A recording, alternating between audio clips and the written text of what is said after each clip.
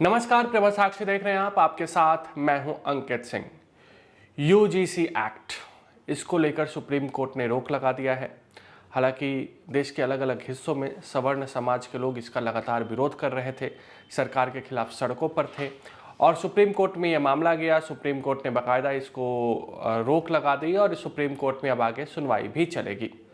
लेकिन इस एक्ट का सबसे ज़्यादा जो विरोध हुआ उत्तर प्रदेश में हुआ और उत्तर प्रदेश में जो भाजपा के भी सवर्ण समाज के नेता थे, वो दबे सुर में ही सही लेकिन इसकी आलोचना खूब कर रहे थे और अंदर ही अंदर इसका जो विरोध है वो ज़बरदस्त तरीके से फैल रहा था। और सुप्रीम कोर्ट ने जब इसको स्टे लगाया तब जाके सवर्ण नेता जो बीजेपी से संबंधित है वो खुलकर बोलने लगे कि अच्छा हुआ है, जो केंद्र में मंत्री हैं या फिर जो भी हैं।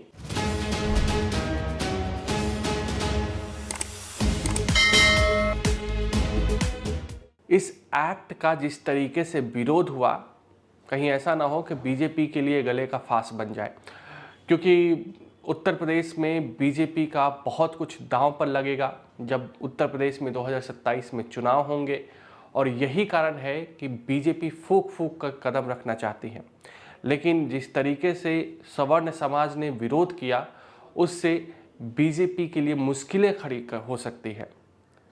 और ये फैसला लागू किया जाता है सरकार की तरफ से तो सवर्ण समाज इसका विरोध करेंगे, और इस फैसले को वापस लिया जाता है तो ओबीसी एससी एसटी जो है वो तमाम लोग विरोध करेंगे। तो मामला ऐसा हो गया है कि ना इसे निगला जा रहा है ना इसे बाहर उगला जा रहा है और बीजेपी के लिए असमंजस की स्थिति है। उत्तर प्रदेश में लगभग 22 से 25% के आसपास सवर्ण वोट हैं और ये सवर्ण वोट में से 80% जो है वो बीजेपी का हमेशा से मिलता रहा है, खास करके 2014, 17, 19, 22 में। 24 में भी इसका बड़ा हिस्सा बीजेपी को मिला था और सवर्ण समाज के लोगों को माना जाता है कि बीजेपी के कोर वोटर है। और अब जब वो नाराज चल रहे हैं तो उनको भाजपा किस तरीके से मनाती है ये भी देखने वाली बात होगी। लेकिन बीजेपी के खिलाफ और ख़ास करके इस एक्ट को लेकर सरकार के खिलाफ सवर्ण समाज के कई संगठन जो हैं वो आंदोलन की चेतावनी दे चुके हैं और उत्तर प्रदेश में कहा जा रहा है कि मार्च तक कई संगठन आंदोलन कर सकते हैं। तो इसको लेकर भी बीजेपी पूरी तरीके से सतर्क है। हालांकि एक संदेश ये भी दिया जा रहा है बीजेपी की ओर से कि बीजेपी कुछ भांपने की कोशिश कर रही थी।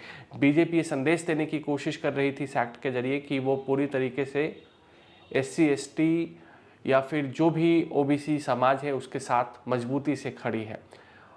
लेकिन सवर्ण समाज का इतना बड़ा विरोध होगा ये बीजेपी नहीं भांप पाई थी और यही कारण है कि अब बीजेपी के लिए स्थितियां उतनी अनुकूल दिखाई नहीं दे रही है। उत्तर प्रदेश में 2027 में चुनाव है। उत्तर प्रदेश के मुख्यमंत्री योगी आदित्यनाथ हैं।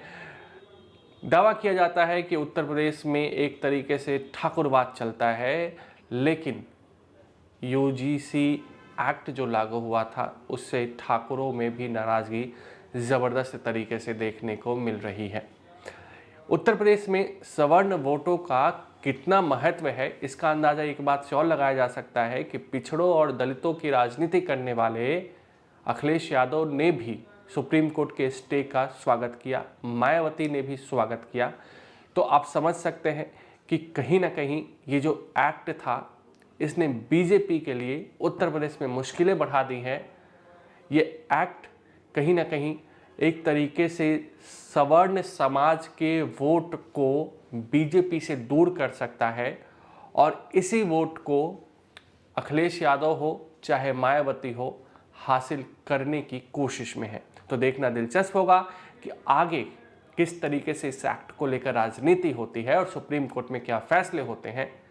लेकिन कहीं ना कहीं स्थितियां बीजेपी के लिए उत्तर प्रदेश में खराब होती हुई दिखाई दे रही है इस एक्ट के आने के बाद से।